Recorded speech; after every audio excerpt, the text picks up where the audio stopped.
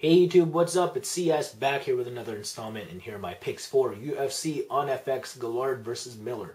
Alright everyone, of course we have to follow up such a dope card in UFC 142 with something like this. UFC on FX Guillard versus Miller. I don't know about y'all, but I'm only looking forward to the main event here between Melvin Guillard and Jim Miller.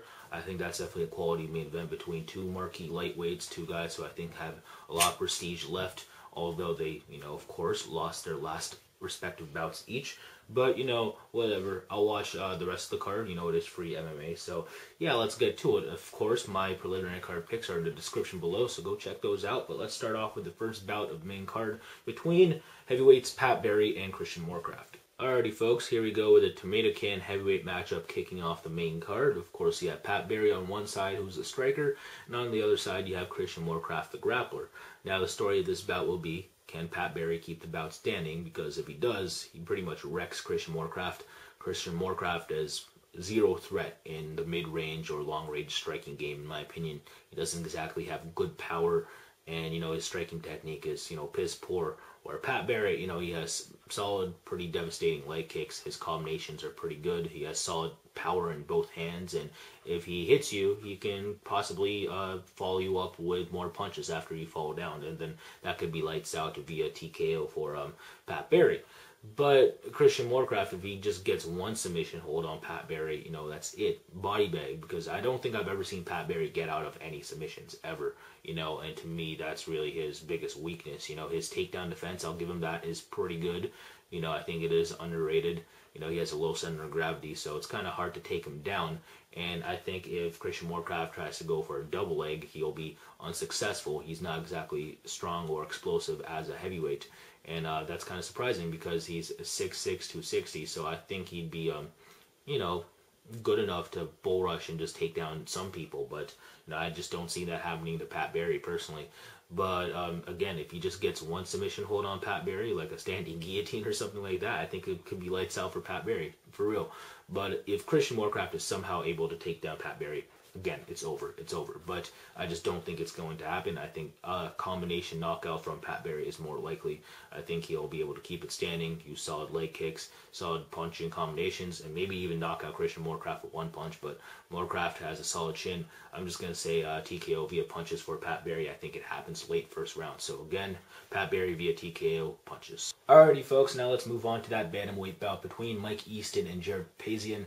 Now, I actually really like how this bout came about. Of course, you have Jorge Papazian on one side, who's the King of the Cage bantamweight champion, and he really wanted to get on this UFC card, and then Sean Shelby put him up against Mike Easton, which is funny because Mike Easton comes out of the same camp that Dominic Cruz trains out of, and that's, of course, Alliance MMA.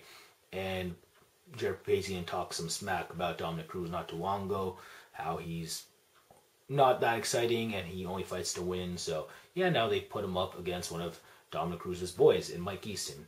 I think Mike Easton should be able to take this bout as well because Jorge Papazian, he's a solid judo guy, Armenian-American. Yeah, that's not stereotypical at all. But yeah, I just don't think Papazian has the skill set to take out someone like Mike Easton. Mike Easton has solid boxing skills, although he gives up the height and reach advantage. And I think he should be able to get within that reach of Papazian, beat him up with combinations, and dictate the pace of the fight on the feet.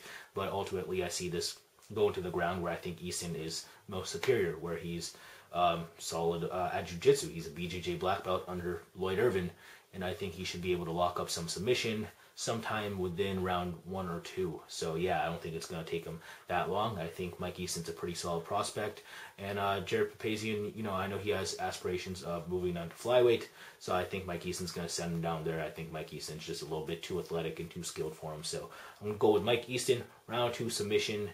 I'm going to say a guillotine because he likes those.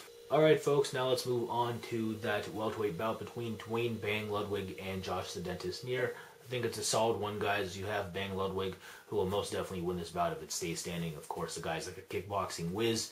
He has solid kicks, combinations, punches, have power. Yeah, the guy, he's a solid kickboxer, and he did his thing against Amir Sadallah. Outpointed him in every round to win that, like 30-27, and a lot of people, including myself, thought Amir would be able to win on the feet as well, and he just didn't. Duane Ludwig proved that he still has it, and as long as this thing's standing against Josh Neer, he will have it again as well. But I think Josh Neer, this will be the story of him trying to get to the ground, because that's where he's most definitely better than Duane Ludwig. It's not like Duane Ludwig's a horrible grappler, but the guy has been tapped 5 times and he's been tapped to worst. So I think Josh Neer can definitely get him in some sort of submission if it stays on the ground for more than 30 seconds or something. But I think Ludwig's going to be successful at trying to keep this on his feet, and I think Josh Neer will succumb to playing the striking game with Ludwig and potentially get fight of the night. So yeah, I'm going to go with Duane Ludwig here to win this bout. I'm going to say at least 29-28, maybe 30-27. We'll see, but I think Ludwig just beats Neer everywhere on the feet. So that's my pick. Duane Ludwig via unanimous decision. Alright folks, now let's move on to that Jim Miller-Melvin Guillard main event in lightweight. Now this is the one I really want to see. Of course, you have Jim Miller and Melvin Guillard. Both these guys are coming off losses, but I still think they have enough skill and prestige to headline this free card. So yeah, let's get to it. You have Melvin Guillard on one side, and of course we know him for his devastating hooks. If he lands one of those, it could be lights out.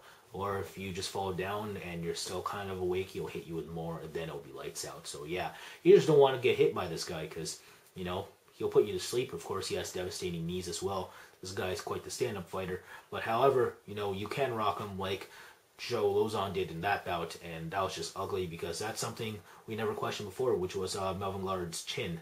And, if Joe Lozon can, knock him down with a baby hook and then finish him off rather easily with a submission, then, that could possibly happen with Jim Miller. Jim Miller's not a bad stand-up fighter, and, maybe that could happen. But I don't think Jim Miller's going to want to play the stand-up game whatsoever with Melvin Guillard just because he's that good at it. But, of course, Jim Miller's going to stick to him like glue, I think, and work for a takedown wherever, Melvin Guillard's at. I think he might back Melvin Guillard up into the cage, go for a takedown from there, and eventually drag Melvin Guillard to the ground, although Melvin Guillard's takedown defense is really good. I don't think Jim Miller should go in for a shot in the middle of the cage. That would be ill-advised. He might get kneed in the face, and his takedown will probably get stuffed. Then he'd probably get punched in the face by Melvin, which wouldn't be good. So yeah, I think Jim just has to do what Ben Henderson basically did to him. That just clinch up with him and try to break him down mentally and physically, by the cage, and hopefully garner UD or submission most likely. I think that's what's going to happen, because Melvin's submission game is not very good, and as long as Jim Miller can get one submission attempt in, I think that could be it. So yeah, I'm going to go with Jim Miller to win this by second round submission. I think he gets an armbar on Melvin Guillard. Yeah, I'm going to say something flashy like that. So there it is, folks. That about does it for my predictions for UFC on FX, Guillard versus Miller. Again, I'm picking Jim Miller by round 2 armbar. So tell me what you guys have in the comments section below.